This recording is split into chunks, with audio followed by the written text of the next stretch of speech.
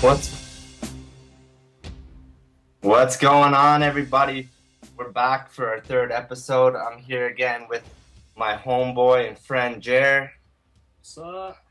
So remember, guys, very important. Rate our show on iTunes. I don't care if you give it 1 star or 5. Please at least put your input. Also follow us on Twitter at the BJJ Addict, Real DWC. And of course, follow Fight Fans Radio, and go like our Facebook, guys, and please subscribe on YouTube, BJJ Addict TV.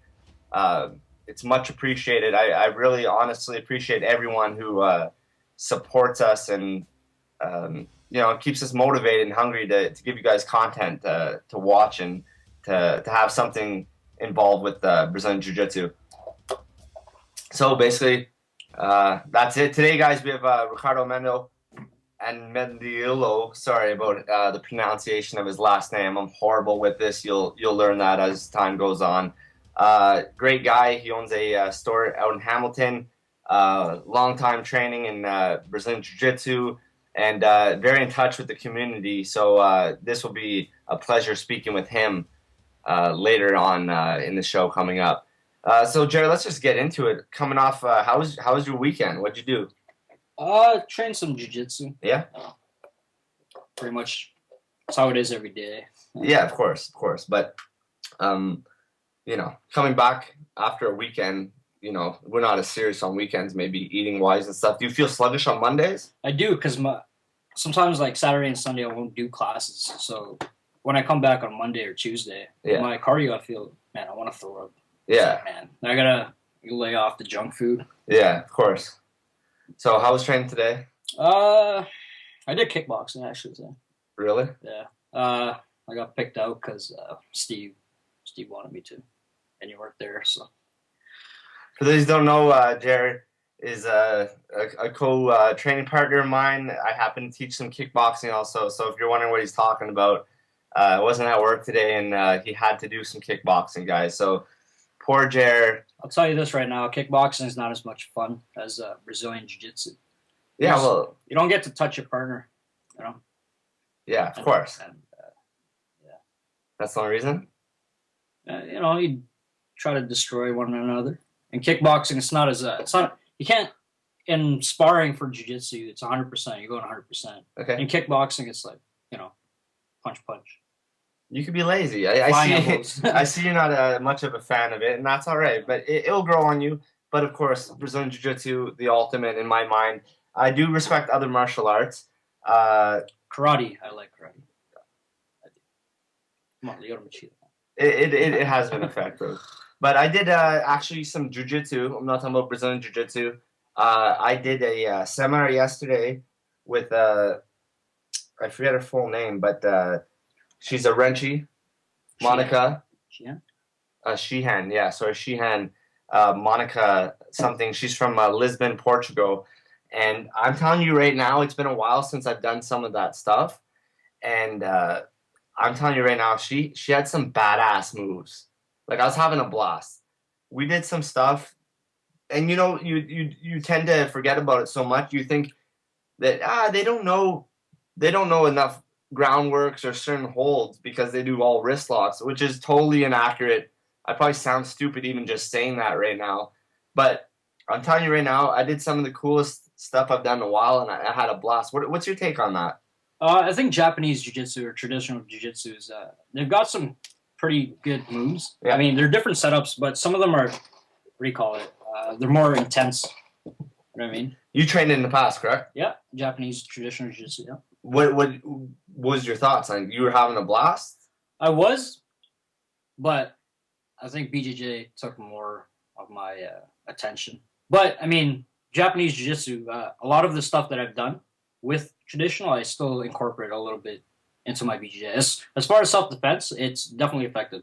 It's more, I'd say it's more concentrated on self-defense than BJJ. But then again, it's how I train.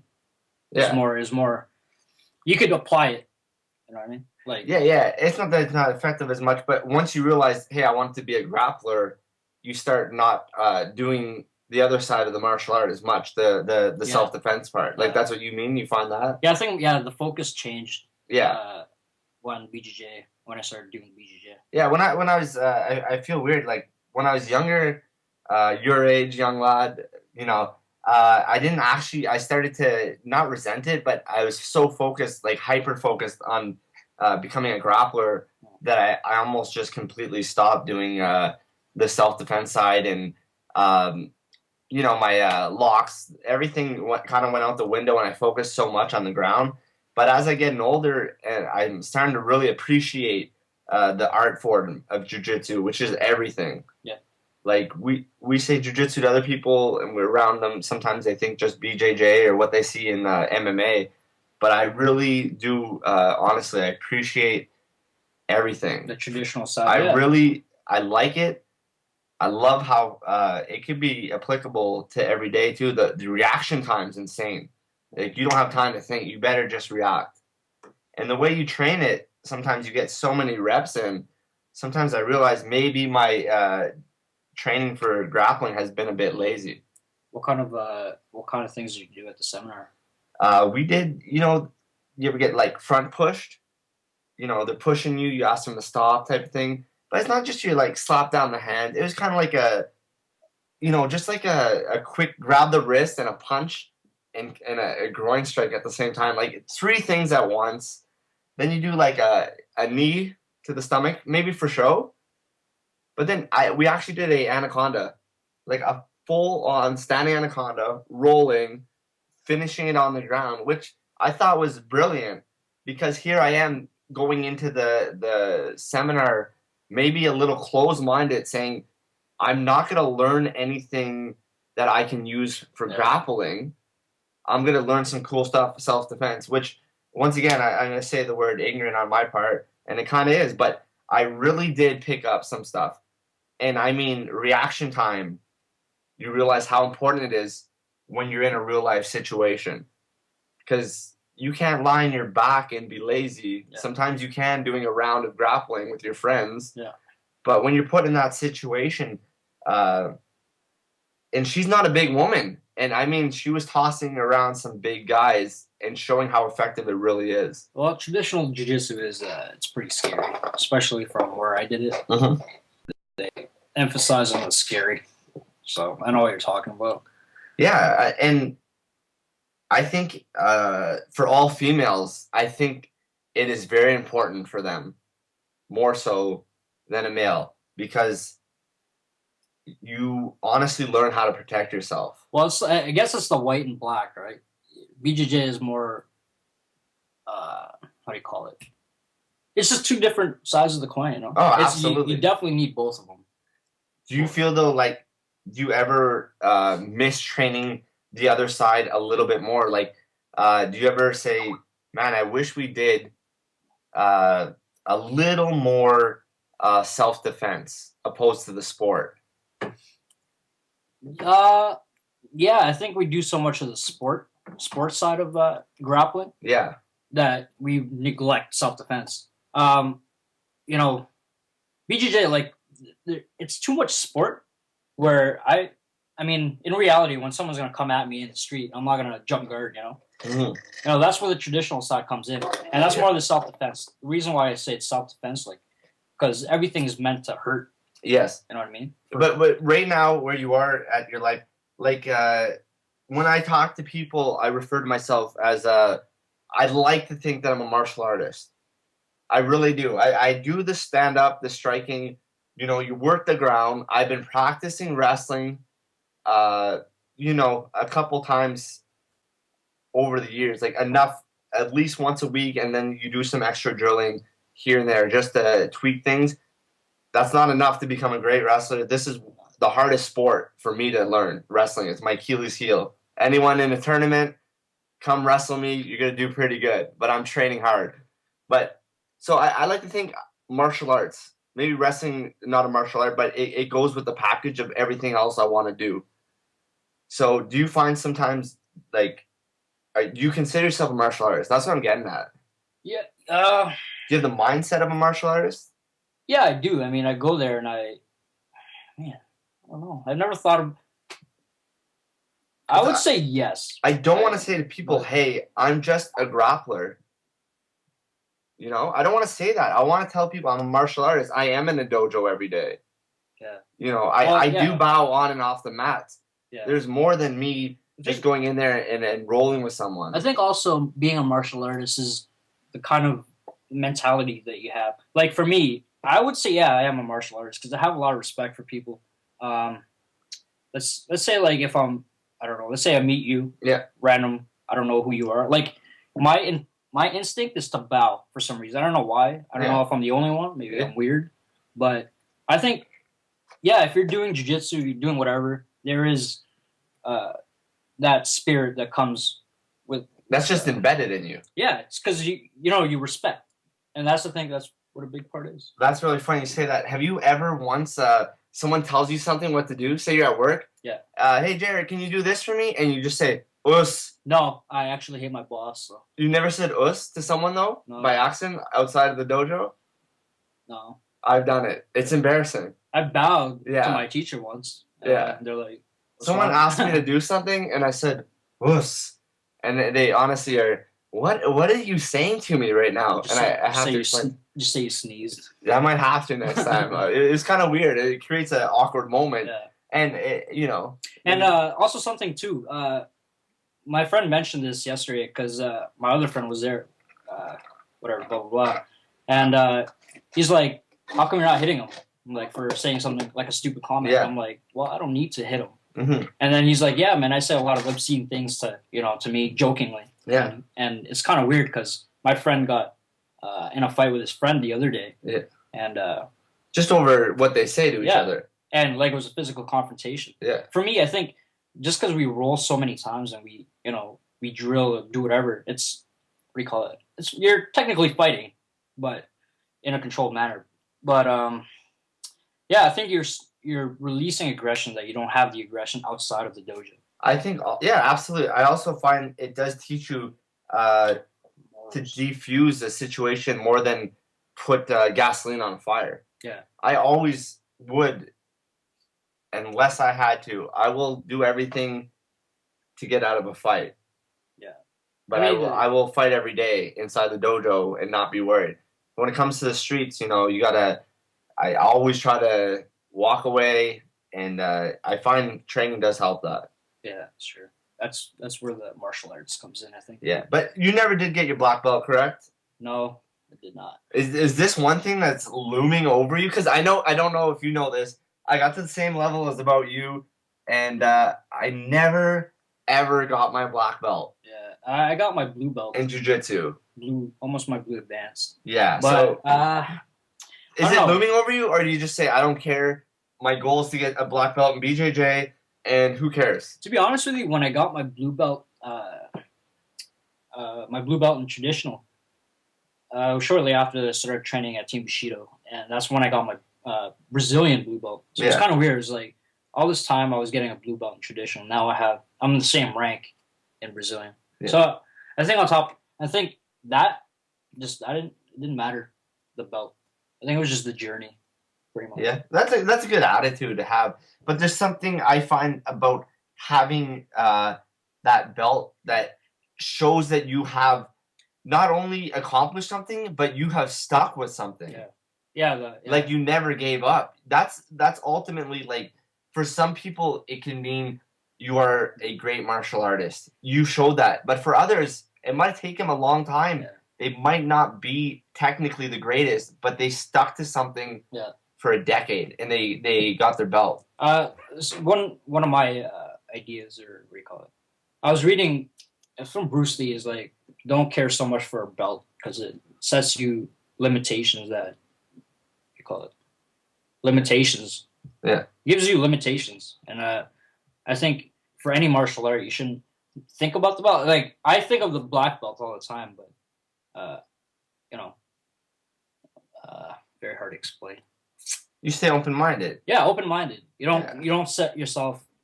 Yeah. Because if you only refer to yourself sometimes as just a blue belt, maybe you're only capable of doing stuff that a blue belt should do, and nothing else. Hello? Hello. Ricardo. Thank What's going on?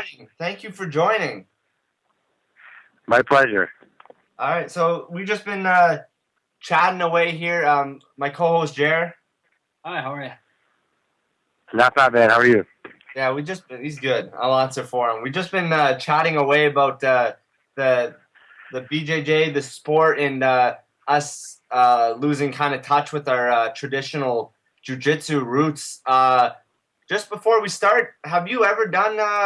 Actually, I'll let you introduce yourself. Tell everyone a little bit about yourself, and then I'll start hitting off some questions. Sounds good. My name is Riccardo Ammendolia. I'm a brown belt. I train and teach at Pura Brazilian Jiu-Jitsu here in Hamilton, Ontario. We're an affiliate of the Mendes brothers. I am currently the ADCC Canadian director. I commentate for the Fight Network, which is the Best of ADCC TV show. I do commentating for a bunch of other shows as well, The Ultimate Absolute, Grapplers Quest, which I'm, also co-promoting the next Grapplers Quest here in Ontario. Yes. Just an all-around BJJ nerd and been involved with the sport and just big fans of the sport. And I competed a long time ago. I haven't really competed, but I still train and, fought here in Canada several times. I fought in Brazil. I was actually the only Canadian to win one of the tournaments. I went out there and fought in Brazil. I fought in the States, but now I'm just sort of focused on promoting the sport and trying to make it grow for everyone through different formats. That's intense. That's amazing. That's a beautiful resume. I'm trying to build mine up to sound like that. Yeah, it takes a long time. It really does. But, when you look back and you can list off all things, it's kind of a cool thing. It's a lot of volunteer job. It's a lot of volunteering, and if you guys got cool girlfriends that understand what you're doing, you'll be okay. But, yeah, it's the price you pay for something you love, right? I agree. That's a very good comment. A good girlfriend is definitely the most important because they don't understand how you could love something so much. It makes no sense sometimes. It's true. So let's go back. I was just talking, like I was saying, about did you ever do the jiu-jitsu before Brazilian jiu-jitsu? No. When I started, actually, kind of give you a quick background. I started doing like kung fu, and when I was a kid, I was really into Bruce Lee, and that was around the time of UFC 1, and when I was a teenager, and I heard about the UFC 1, and that's the only thing I really did was like a little bit of kung fu. I competed in karate, and then I went right into Brazilian. Like I went right into grappling at the club that I trained at. We didn't really have like a strict, Brazilian jiu-jitsu curriculum of any sort. We just sort of, our instructors just had like grappling moves, and we covered that. And then around 98, 99, we actually started training in Brazilian jiu-jitsu. And, we kind of dabbled in different things, like a little bit of sambo here, a little bit of, shoot wrestling here, whatever we could find, because, at that time, that we're going back to 1998, not too many, like we didn't have YouTube, we didn't have anything. So whatever we could buy on VHS tapes. Yes, I said VHS tapes. We'd have to do our learning. Yeah, exactly. Yeah, we'd have to learn from VHS tapes and all sorts of stuff like that. So, to get back to your question, I went really from a striking background right into grappling and then jiu-jitsu. Did you when you started doing BJJ, did you have like a sudden connection? Because I know a lot of people that start off Brazilian Jiu-Jitsu, they usually have like a neat story. Like, it's like kind of like a drug kind of feeling, Not that I do drugs or anything, but yeah. Well, I think for me, I think what happened with me was I remember being a teenager and, like I said, I was really into Bruce Lee, and I was watching all these things, and I remember being out with some guys, and we were all just kind of screwing around and play fighting and stuff. And I remember this one friend of ours was a bouncer, and I was like, yeah, we were kind of play fighting. I said, yeah, come at me, come at me, bro. You know what I mean? And yeah, I'm not afraid. So I was like, yeah, come at me. So I was thinking like, all right, I'm gonna throw some kicks, I'm gonna do some flick punches, and blah blah blah, just like Bruce Lee does in Enter the Dragon. So when I tried that, the guy rushed me and basically closed the distance with me and like kind of pushed me up against the wall. And I was like, all right, you're lucky. So I'll try that again. Same thing happened. And that was kind of like a big eye-opener for me. I was like, holy, like all these, I spent a couple of years training striking, and I'm like, it really didn't amount to anything. And all that guy did was run at me, and I didn't have an answer.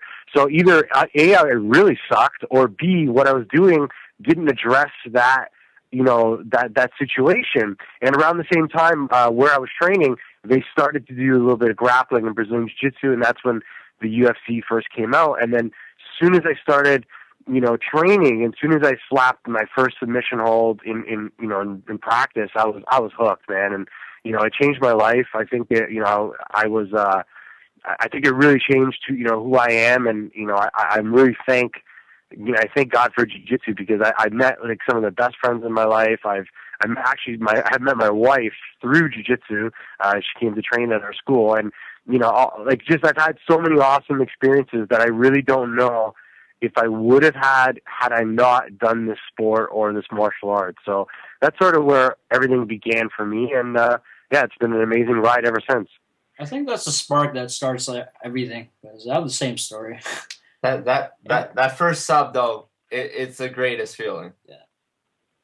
Yeah, it's when you're doing it completely wrong, but just to see the guy like tap, it's just awesome. You know what I mean? Because how else would you be able to make somebody give up without punching them, or give up without hurting them in a way, and to have an actual ability that somebody says, okay, do this, do that, and then this will happen, and you actually see it, whereas if you're doing karate or something like that, the chances are if you go against a big dude and he just swings for the fences and he connects, you're going out. Whereas here, this was reality based, and like we said, it's addiction, right? And that's just like your name. Yes, sir. Let's get right into it. June 23rd, Grapplers Quest, Brampton, Ontario. It's at the, can you remind me? Brampton. It's the Brampton Soccer Center. That's right, Brampton Soccer Center. Let people know about this a little bit. Okay, cool. What we're doing, this is the Grapplers Quest, the Grapplers Quest Toronto. This is the third time the competition is, coming to Canada. The year before, they were at the UFC Fan Expo in Toronto, and the year before that, they came to London. Promoter Brian Simmons is basically, Grapplers Quest is one of the largest, most recognized tournaments throughout North America, and this is the first time that Grapplers Quest is actually going to be run by Canadian promoters. So Brian Simmons, the promoter of the event, will be on hand, just sort of shake hands and kiss babies and do all that stuff. But he's a very this nice man. event will actually, he's amazing, and he's done a lot for the sport, and I think he's really been integral in changing a lot of things in the sport. And he's going to come out, but this is an actual event. Is the first time it's being run by Canadian promoters. So this is the first of the Grapplers Quest Canada promotion, which right now there's an event going to be happening in pretty much every province. Not every province, but a few other provinces for sure. I know Montreal is on board, and even Alberta is supposed to be doing a Grapplers Quest in the near future. So it's the beginning of something really good here in Canada. I think, in my opinion, I think Grapplers Quest, I put it up there just with, the IBJJF competitions. Is very well organized. And the cool thing about this tournament, especially for the local guys, it's really going to, give people a chance to compete against somebody else. And that's the one thing, I know a lot of our teammates and, even me over the years, there's nothing worse than, you sign up for a tournament and you go against the same 3-4 dudes. You fought them before. You beat either you could beat all those guys, or 2 of the 4 always beats you or something. But you don't want to go against the guy 6 times a year. The cool thing with the Grapplers Quest is they promote it so hard, and they have such a huge database that we're going to be getting guys from the States. We're going to be getting, I've been watching the registrations. We have so many people from Montreal coming, and from schools that I've never even seen that do jiu-jitsu and MMA, and it's going to be really cool. It's going to be a good time, and it's going to be an event. Also, the first time we're going to do this takedown challenge, which you'll be able to, in no-gi, you can do a wrestling takedown challenge as well as a judo, stand-up with the gi challenge as well. So it's going to be kind of cool.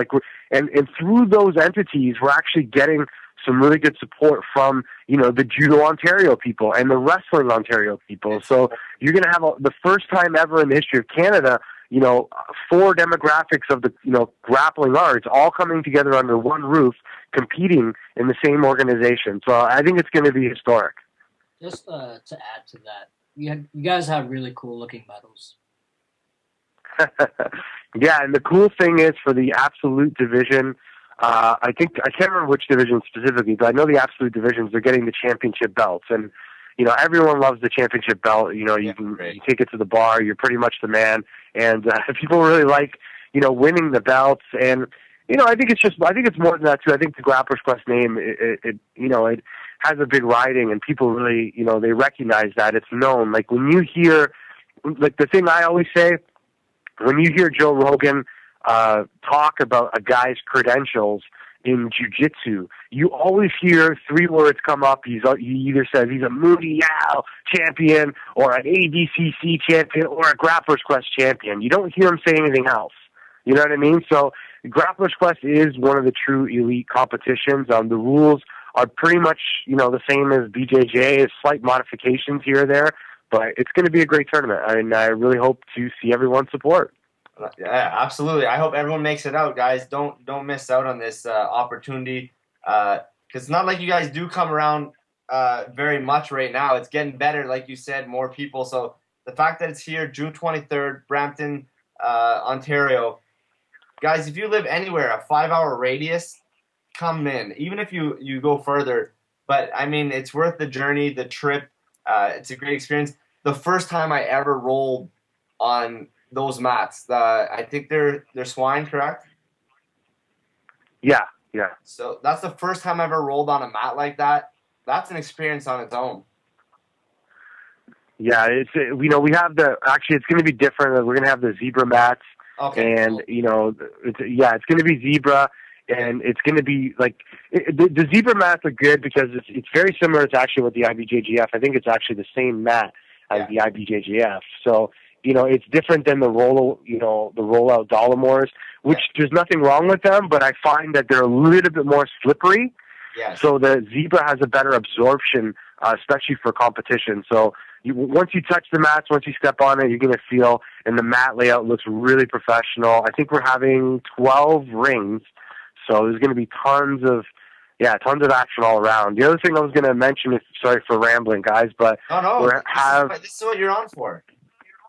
Okay, cool. So we have 2 super fights that are going to happen with Sam Osman and Ryan Keller, as well as Dinas from Schilling BJJ and David Carroll. Who's the second fight again?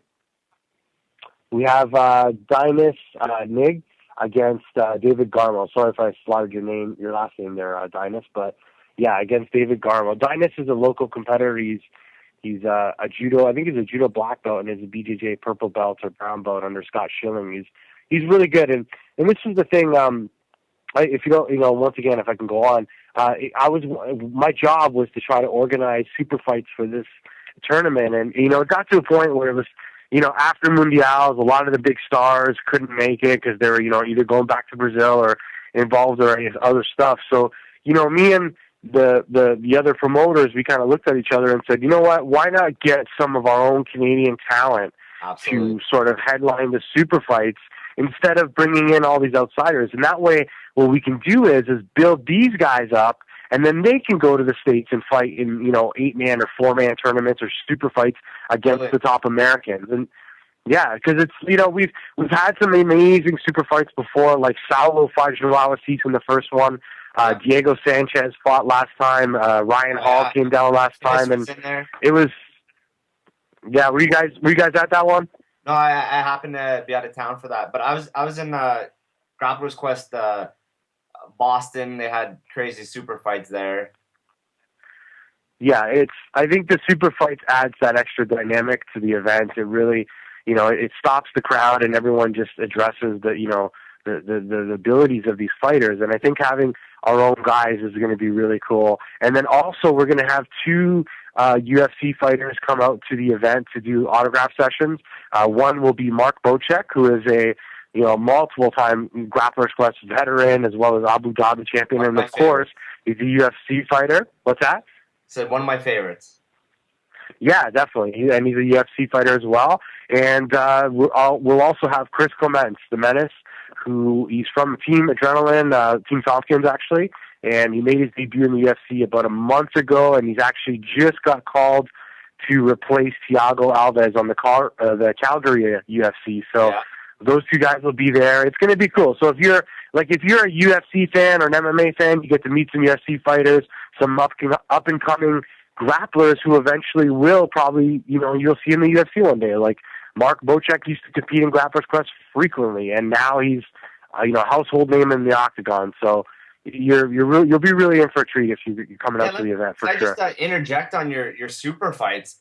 I heard, and you just said his name, Ryan Keller. Now he is from my city, Ottawa, Ontario. Mm-hmm. Amazing grappler.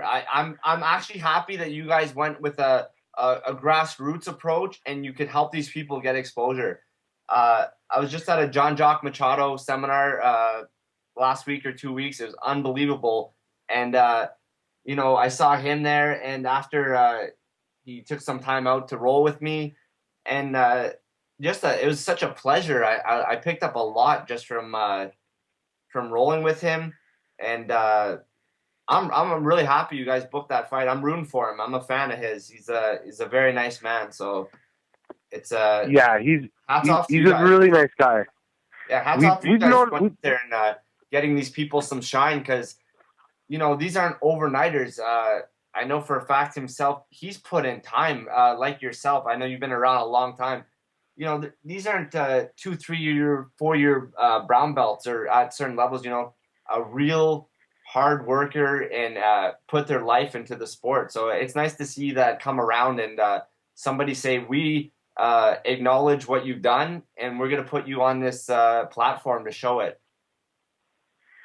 Yeah, I appreciate that. That's exactly what we were going with. It was one thing, to get a couple stars from the States or Brazil, but at the end of the day, they don't really have a connection with the people, and we want to see each guy that's fighting. We want their team to come and support and cheer them on, and it's a little different when you have, when you're fighting and your team is actually there, rather than just watching two awesome black belts. Like, you know what I mean? Like, that's cool too. Watching two, of the best go at it. But it's better, in my opinion, like when you have your own teammate fighting or you have friends fighting, and to be able to cheer them on in a super fight atmosphere, I think it's awesome. So that was one of the things that we decided, and I think it was for the best. I agree. And you know what? It's not only, unless you're super political, he's not even a teammate of mine, but he's Team Ottawa in my head, my own city. So that's also a good, if you're from the other city that the guy Ryan's going to fight, you're going to be rooting for not this Ottawa guy. You want your city to win, right? Exactly. Very good point. I really like it. So go Ottawa, but good luck to everyone, really. No jokes. Good luck to everyone. And I'm seriously, I'm glad you announced that here, because I actually tweeted Brian if there was any super fights yet, and he never replied to me, so I didn't know if they're holding that in. So thank you for sharing that. No worries. Brian tends to get busy. He's got a huge schedule with the UFC Fan Expo. Oh man, it's insane the amount of work that guy does, the amount of tournaments that he does, and but at the same time, like, he does a lot, but he gives back a lot, and I really think that's why, it was really such a good idea to sort of partner up with Brian here. And, it's funny because we've had, there's always politics involved in the sport, and you hear, local promoters say, oh, well, why is this guy coming, American organization, and they're coming here and they're not from, you know what, at the end of the day, if it elevates the sport and it gets more attention to jiu-jitsu, who cares? You know what I mean? Like, that's the thing. The Grapplers Quest name has the name. There's people that you show that, like, it has a presentation, it has an essence to it, and, unfortunately, these other promoters, like, I understand their concerns, but they should kind of look up to an event like this and say, hey, how can we be more like this event? Rather than say, well, I don't support this and blah, blah, blah, blah, blah. So, it's a shame. There's always, every tournament, there's always something going on. But at the end of the day, I've been pretty overwhelmed with the amount of registrations that have been coming in. Like, I was really surprised, actually. The numbers have been crazy. They keep coming in. And another notice, we have a cutoff date. If you go to the pre-registration website, there's a cutoff date to get the cheaper pre-registration price. And we have a limited amount of free T-shirts that Grapplers Quest is giving away.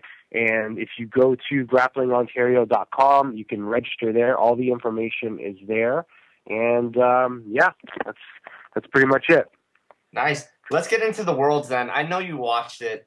I know you got a lot of opinions about this probably. So can we just break down a couple matches?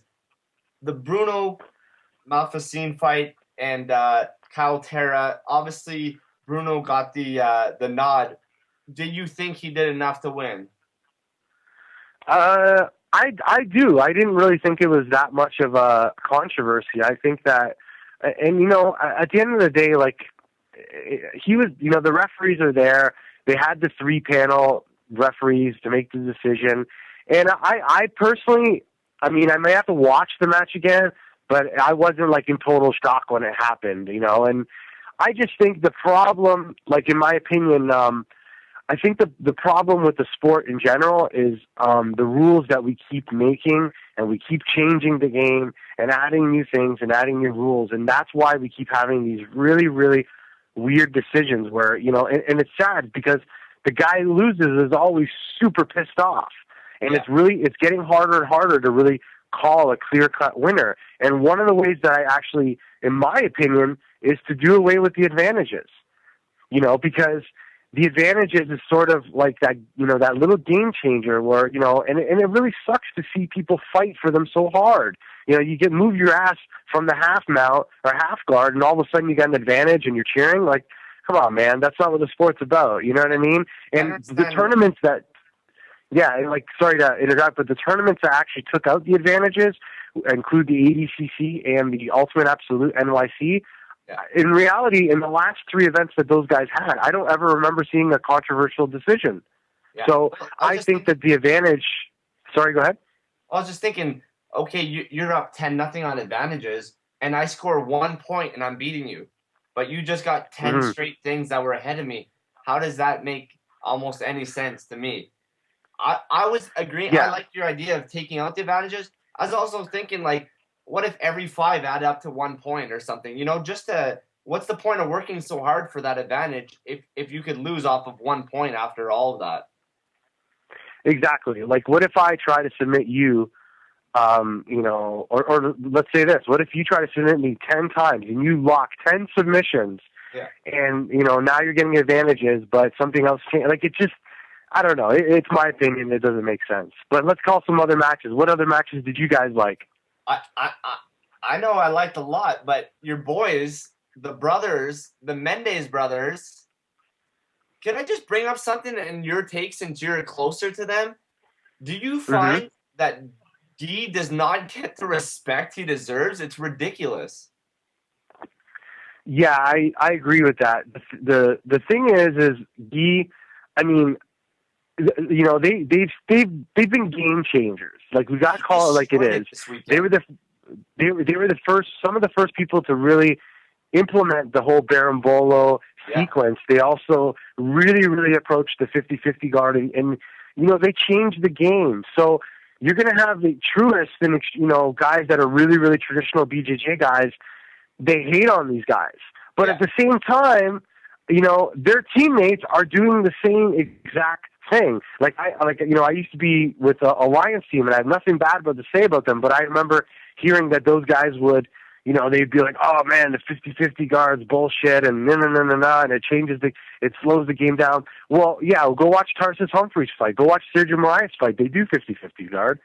Yeah. So it's, what's good for the goose has to be good for the gander. And I think Guy, he was one, with the brothers, Guy is the older brother, and he's kind of the guy, he's like the master, the professor of the two. And, he's the guy that makes a lot of the techniques up, and then Raphael's kind of like his science project that goes out there and executes. But Guy is, man, the guy's multiple-time world champion, and I think that people, it's it's jealousy a little bit because maybe they're frustrated with him not being able to deal with them. But the guy tore through his division. He fought Henrique Rezegi from Marcelo Garcia and beat him. And a lot of people were talking about seeing that match, and he beat him. And if you look at Guy's past record, he's beaten so many good guys like Samir Chantry, like all these other guys that people give a lot of glory to, but no one really gives the guy respect. I will say that the match that he had was super boring. I'm not so biased that I'm going to tell you that was the greatest match in the history of the world.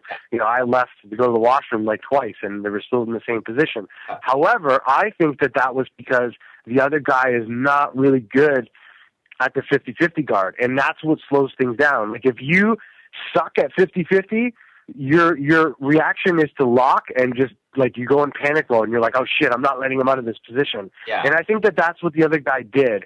Whereas Guy, if you watch, he kept trying to do different stuff and he was trying to move with the position, but it gets to a point where you're locked and there's not much you can do, especially if the guy on bottom has you locked out. Yeah, and who cares about that? I mean, he did what he could to win the World Championships. But before that, he tore it up with the Bravo choke. I'd never seen a standing one before finish like that. I missed that match, I will admit. I got to admit, I didn't see the... I didn't see the...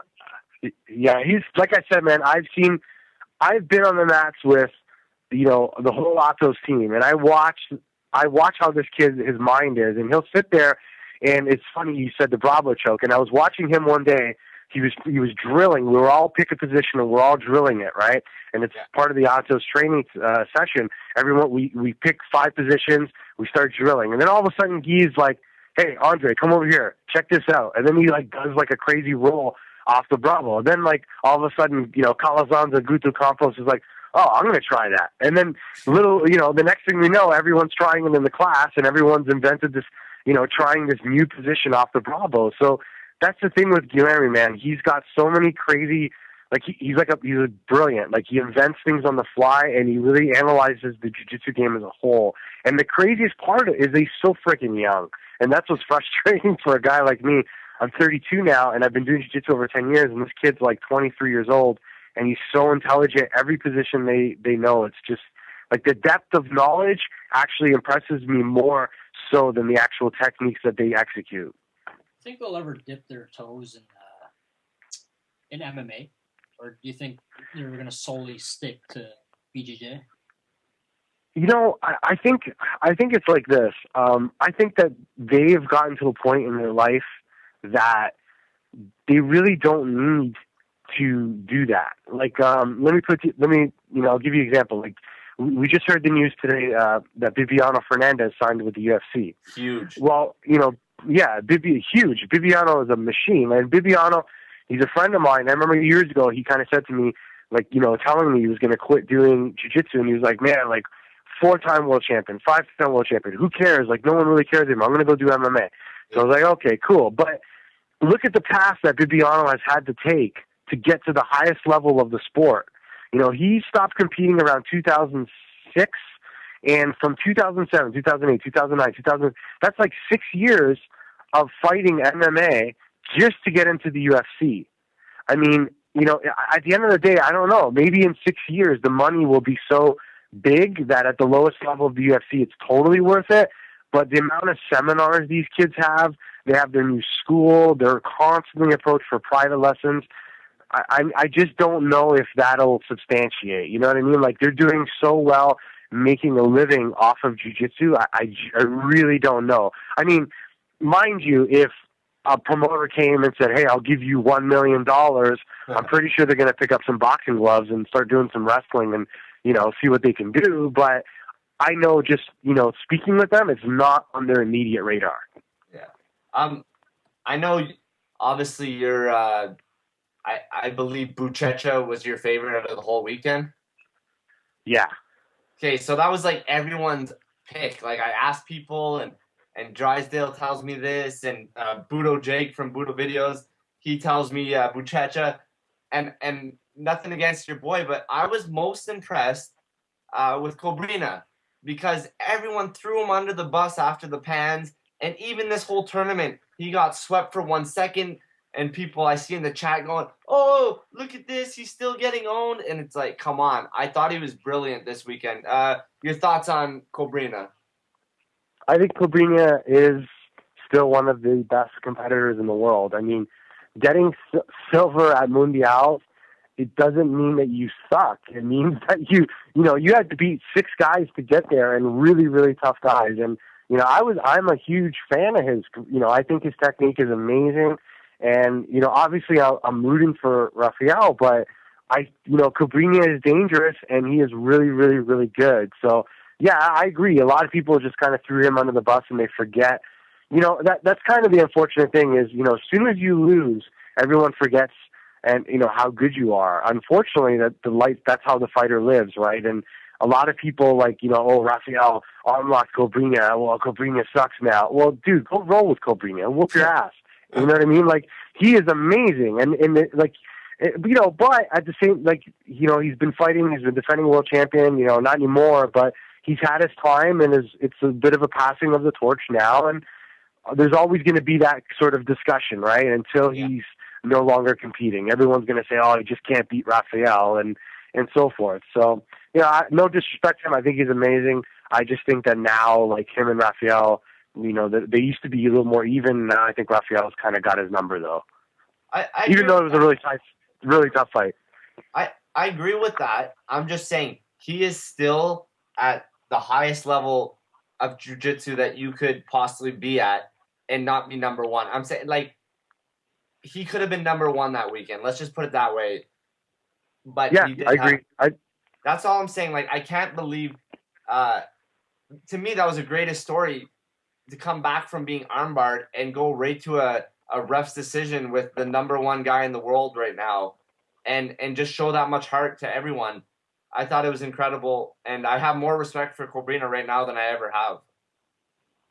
I think he did an amazing job, and I think that, I agree with you. I think that, it was really cool to see him, make that comeback. And, it's not so much a comeback, because anytime he fights, he's going to be dangerous. It's not like, even though he lost, to Rafael, every time he's competed in tournaments since then, if Rafael's not in division, he wins. And even if Rafael is in the division, he always gets silver. And so, look at the margin of error that made that match. I don't even think he lost to an advantage for that match. I think it was just a decision on the ref. So he is clearly still at the highest level. Yeah. So next match. You said comeback story. The first thing that pops in my head, Romeo Barral. Romeo Barral, yeah, man. Yeah. I butcher names, by the way. It's all right. I think Romeo, Romeo, anyone who followed Romeo since day one, or, has been a fan of Romeo, has always said that, man, this guy's one of the best. He's got one of the craziest spider guards. And I really didn't think it was a surprise that he kind of came back and won. I think it was just a matter of time, because he's been fighting for a long time at the black belt level. He's still a young guy, but, he's been fighting for a while. And I think it was just his time, and like Tarsus Humphreys and him had a lot of battles back in the day. And, Tarsus wasn't in that division, and I'm not too sure any actually, but, but Romeo, it was just perfect timing for him. And, he trains like a machine. The guy's in amazing shape. And I think it was just, exactly like a comeback story. He had really, really bad knee surgery last year, right after Mundials. I think the year before that, Tarsus messed up his knee. And, it's really cool to see a guy like that come back and just make his way to gold medal. Absolutely. Now tell people why Buchecha was the favorite for you this weekend. He's a favorite for me because he always goes for submissions, and he has a very aggressive game. When you watch Buchecha fight, you don't see a guy that's going there, sweeping, looking at the ref and stalling. You see a guy that genuinely wants to submit every single guy. And, my personal experience with Buchecha, we actually hung out, me, him, Jake McKenzie, Hillary Williams, hung out in Abu Dhabi. We all went to a KFC in Abu Dhabi. We thought we were going to have some crazy Abu Dhabi food, but we went to a KFC, oddly enough. But it was curry chicken. It was curry chicken. But anyways, that was the first time I met him, and he was like this big brown belt. You know, I can't remember how he did in his division, and I've always sort of just been following him since. The next year, not too many people know about this, but he actually went to every single Abu Dhabi Pro qualifier there was and won the absolute. He won like 4 or 5 absolutes in a row, and Wow. he was just cleaning up divisions. And when I saw that, I was like, holy smokes. And one of the tournaments that I promoted was in 2011 in New Jersey, and he came and closed out the absolute with Cyborg. And the whole way there, he just submitted everyone. And I was just like, holy shit, who is this kid? Like, he looks like a completely different person than a year ago. And ever since then, I've been really, really big fan of his. And yeah, it's been amazing to see, man. The guy just, he's on a tear. Like, I think that if Hodger Gracie put the gi back on, I actually think Buchecha would give him a better go for like 5 minutes rather than Rodolfo. You know what I mean? Because he's a lot bigger. He's very submission oriented, and he's very strategic. And how about that win over Leo Nogueira in the absolute finals? I thought that was a way better match than his fight with Rodolfo. Yeah, I found the Rodolfo fight got a lot of hype. I mean, I've watched similar fights. All the smaller guys, I feel like a lot of times they give it a pretty damn good go, but maybe it's the size they were that made everyone go nuts. I'm not sure. I think also, too, is probably because it was the first time that people saw Rodolfo, humanized and sort of, basically see him lose. No one's ever seen him lose for a while, and I think that alone was a cause for a lot of hype, and everyone wanted to see why. But in my opinion, the match that Buchecha had with Leo Nogueira, man, come on, like, he was losing. At one point he stood up and looked at the crowd and was like, oh shit, what do I do? I'm losing. And then he reverses the position, mounts, and had an amazing job. And then which was cool was even the match before that when he fought Leo Leitch from Alliance, who's an amazing competitor, and mounted him and did that wrist lock to arm lock from mount. That was crazy. Old school cow hoof submission, just regular arm lock. That was, like I said, man, he always goes for submission. He's always fun to watch, and he's personally one of my new favorites for sure. I like it. It makes sense. I like how you pick up on a lot of these little things, and maybe if you're first time watching the sport or new when you're watching a high level like the Worlds, and sometimes it could be the littlest things that impress you, and it just shows that your love for the sport and the knowledge, So it's always good talking to someone with some crazy love for the sport. Big story, though, at the Worlds, and it's not even at a black belt level. To me, I think it's huge, and we should shine some light on it. First of all, Keenan Cornelius wins the Worlds at his weight and absolute. He's won everything this year, all the majors, the Pan Ams, the Brazilians, the Europeans, and the Worlds. What's your take on this young kid? I think he's amazing. I think he. I don't know if you know the story, but basically he was a BJ Penn student and relocated to Maryland to go train with Team Lloyd Irvin about a year and a half ago, I think. Yeah. And if you go to my website, grapplingweekly.com, we actually have an article that's still... Thank you very much. We actually have an article... Sorry, go ahead. Great website. Oh, thanks, man. We actually have an article at the top there that it says the rise of Keenan Cornelius, and it was one of the tournaments that he fought in Grapplers Quest, strangely enough, and submitted and beat some of the best grapplers that, I could not believe he beat. Like, I think he submitted Rustam Shizev from the K Dojo, who's like sick wrestler. Andre Galval couldn't submit this guy, and Keenan beat him easily in the Grapplers Quest. So that was when I really started to notice who this kid was. And, he hooked up with Team Lloyd Irvin, and they have a really good system. And, yeah, he won the Euros, he won the Brasileiros, he won the Pans, and he won the Mundials. And, he beat the Meow brothers. Like, this kid is just keeps turning heads. And I can't wait to see him at Brown, at Black Belt, and see what he can really do, But he's definitely the next big American name for sure. Yeah. I think it's huge. Like, I haven't seen an American grappler like that in a while. Like, that's got that steam coming with him, especially at a purple belt level. And, it's kind of funny, though. It's a Lloyd Irvin student, again, kind of that has that hype to him. He's doing something right. I've had him on the show before. And you mentioned a key word, system. And they must really do have a system that is unbelievable for a grappler. Because this kid, I mean, Lloyd told me he wasn't winning as much. And then, stuff just clicked and everything's working right, Well, I will admit I didn't listen to the podcast you guys did with Lloyd. That's all right. But the one thing I know about Lloyd is he's really open to admit a lot of things that were wrong in the jiu-jitsu world, and he basically took those wrong things, changed it, and made it work for his team. And even the Mendez brothers said to me in confidentiality, said, you know what, Team Lloyd Irvin in like 5 years is probably going to be the best team, because the structure that they have that Lloyd is doing with them is unlike a lot of other schools here in the United States. And it's nothing really to say like, well, this place or this team does the best technique or this team has the secrets. It's not about secrets. It's about structure. It's about drilling. It's about, really, really building a system and a house and a framework of the right things. And I think that Lloyd discovered that a long time ago, and that's sort of how he built his team and build this foundation, and it's working. You see DJ Jackson, world champion, Jimmy Harbison, champion, JT Torres, he was the guy that developed Mike Fowler and Ryan Hall, and I mean, he's got something, and obviously a lot of people give him flack because of the marketing and so forth, but you know what, at the end of the day, he's producing results, so people can hate on him all he wants. If he's producing results and producing champions, he's doing something right.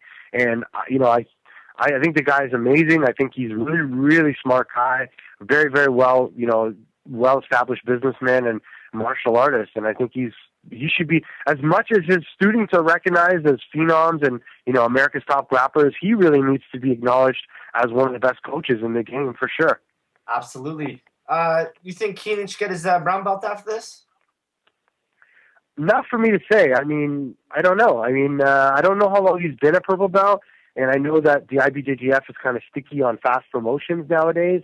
Yeah. But, in my opinion, I think every school has different, series of promotion, I mean, do I think personally he should go in the Mundials next year as a purple belt? Maybe not. I don't know if he needs to get his brown today, but maybe in a couple months. Maybe he needs to, sort of do some traditional stuff at Team Lloyd Irvin. Who knows, right? But he definitely showed that he is the best purple belt on the planet right now. So he's not too far off for sure. Oh, I agree. I'd just be, as a personal thing, it'd be kind of sucky to show up to the Worlds next year and he's still in your division. Automatically, you're mentally bummed out. You're going to be the best, at least number 2, because, you know what I mean? He's showing so much at purple belt right now. And I love your answer. That's not for me to call. It's always up to the coach, and that was cool to hear someone say it and not just give an answer. What did you think of what do you think of the countdown trick? Did you respect the, if you ain't cheating, you ain't trying, even though it's not cheating, but did you respect that little trick they did? Well, I mean, Keenan actually answered. There was, because I posted something on my Facebook page for Grappling Weekly, and oddly enough, Keenan answered about that and said, that's not the case. It was not a countdown trick. What we do at Team Lloyd Irvin is we have this thing where if the guy is down, the last 20 seconds, our team counts down so that the person rallies and tries to win the match within the last 20 seconds. He's used to that training, and that's what that was. Is that true? I don't know. I don't know what to say. If in fact it was like a tomfoolery, trickery countdown, well, I don't know. I don't know what to say, right? But what are they going to do? They're going to start banning people from counting down in the audience next? Like, at the end of the day, if you're competing, it's your fault. You should not listen to anyone else but the ref and the buzzer, and that's it. And you're there and your coach. But that's it. And I think if his opponent, like, no disrespect him, but at the end of the day, he's got to keep fighting to the very end, to the very time the referee says stop or paro. That's when he's got to keep fighting, because something like this could happen. I mean, I've seen times where people off they were off like maybe 1 second and they counted down and the person gave up right at the last second, and all of a sudden somebody rallied and took him down. So, you know, Yeah, and look, even the Leo Nogueira match. Yeah, that's without a countdown. Yeah, I know What's what you're that? saying. Yeah, exactly. Yeah. You know what, though? It's kind of funny. Trick or no trick, oftentimes you do see like the cornerman yell 30 seconds, and all of a sudden this guy gets a spurt of energy and he puts it on the other guy. And if he just gave that energy a little bit earlier, he probably would win the match, but they end up losing, right? Because they only had 30 seconds left. You see it in hockey, right? They play a last hard 2 minutes or something. So fake countdown or not, when there was in a team rally, you do get that extra energy. And let's say if they did say that 10 seconds and it was 20, but he did try his hardest for that last 10, right? So, I mean, it obviously made a difference for DJ. Yeah, I mean, I don't know. Like, I didn't see the whole incident live. I just kind of read about it, but yeah. Who's to say, you know? It's I don't know, man. What it is really tough to say, you know. But like I just give my opinion. Like I said, don't stop fighting till the ref says stop, and that's it. Great advice for any level, especially the world's. Mm-hmm. Ricardo, tell us a little bit. What's you got the Grapplers Quest on your plate? What's upcoming other than Grapplers Quest for you? Like, put a couple last words in here. Actually, I have the Grapplers Quest, and I also have the ADCC trials that we are running. They're called the North American Championship. I'm actually organizing the North American Championship. That will be in October. Yeah. We're looking to do that in California. I've been co-promoter of the last two trials in North America. We did one in New Jersey and we did one in San Diego, and the next trials will be in October. So I have the Grapplers Quest. I have the ADCC trials.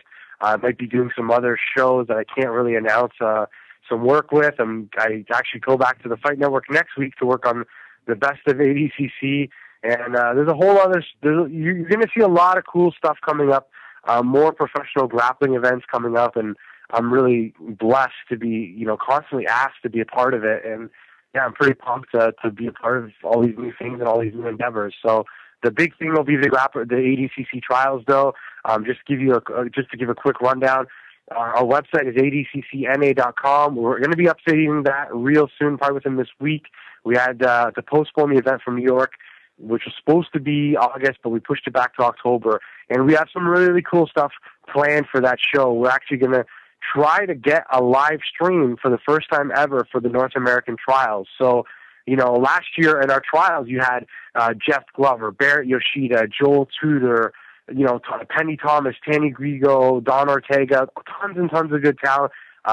Scott Epstein from 10th Planet. Yeah. So we're actually going to try to get a live stream. I'm speaking currently to someone that does that, and we're close to securing a deal. So we're going to try to have a live stream for the ADCC trials as well. We're going to try to have some super fights, and we're going to try to get like maybe a guy super fight and a girl super fight with somebody from ADCC history, possibly going against a MMA UFC fighter in a straight up ADCC match. So that's sort of my focus for the next few months. Amazing. They could also follow you on Twitter at your name. Can you just tell people how to say? I don't want to butcher your own last name. I think I already did it once. No problem. It's my name's Riccardo Ammendolia, but my Twitter, because I didn't have enough space apparently, it's RICCARDO AMMENDO. Also, you can go to @grapplingweekly.com or at Riccardo Ammendo. We also have I also run a fight store. It's called Fight Planet. We're actually the first MMA retail store of its kind in Canada. And if you're in the Ontario, thank you, man. I think you guys came like last year or so, right? I bought some Red Star gi pants, and they're like some of the comfiest pants I've ever worn. Nice. I can't claim the comfort, but I can claim the sale. And the service in the store was beautiful. Forget the comfiness of the pants. Cool, man. Thanks. Yeah, we've been around for a while, and our store is if you go to the website, it's fightplanet.ca, and we try to make our store partly for the fan and partly for the guy that's training, and you can find jiu-jitsu stuff, MMA stuff, grappling stuff, Muay Thai stuff, and yeah, it's we're in Hamilton. We're about an hour from Toronto. So if you know anyone that's in the area, come check us out. Absolutely. You think the BJJ Addict is invited to some of these ADCC trials or what? Definitely. As soon as I verify the whereabouts of the tournament and all that stuff, I'll be shooting you guys a message, and if you guys can make it out to the ADCC trials, that'd be great. Oh, I actually have other news.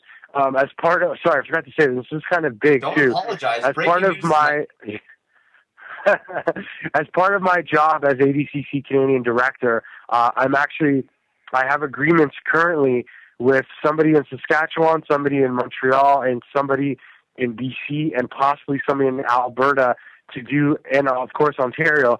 But we're planning to do an ADCC Canadian regional tournaments throughout the country of Canada.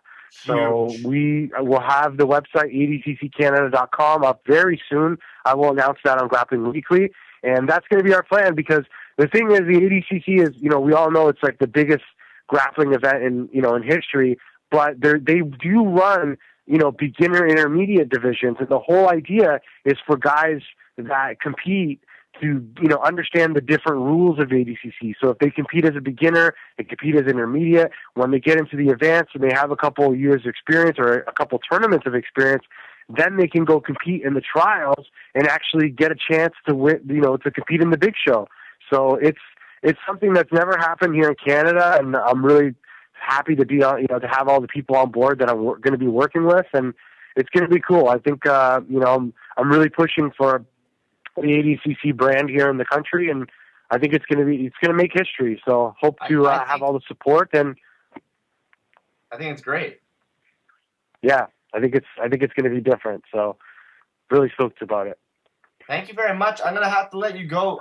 Man, it's been a pleasure. I want everyone to go to Grappling Weekly. I want everyone to follow him at Twitter, follow the BJJ Twitter, follow Fight Fans Radio. And Ricardo, thank you very much once again. Unbelievable talking to you. It's a real pleasure. Thank you so much, guys. All the best. And just to give you guys, I really like your videos. I watch all the stuff. I'm following your tweets, and keep up the good work. It's really cool. I just want to say it's really good to have a voice of the grappling BJJ community here in Canada. And I think you guys are doing a great job. Keep up the good work. Thank you. Thank you. All right, guys. Have a good one. All right, thanks. All right, guys. Thanks for tuning in. And, remember, stay in tune. Next week, we got some more big things. We'll announce it on Twitter. I don't want to give away too much because you guys are going to forget anyways. So remember, like our videos. Thanks, Jared, for coming along again. Thank you. It was fun. And remember, like everything the BJJ Addict does, check out Fight Fans Radio. And thanks for listening, guys.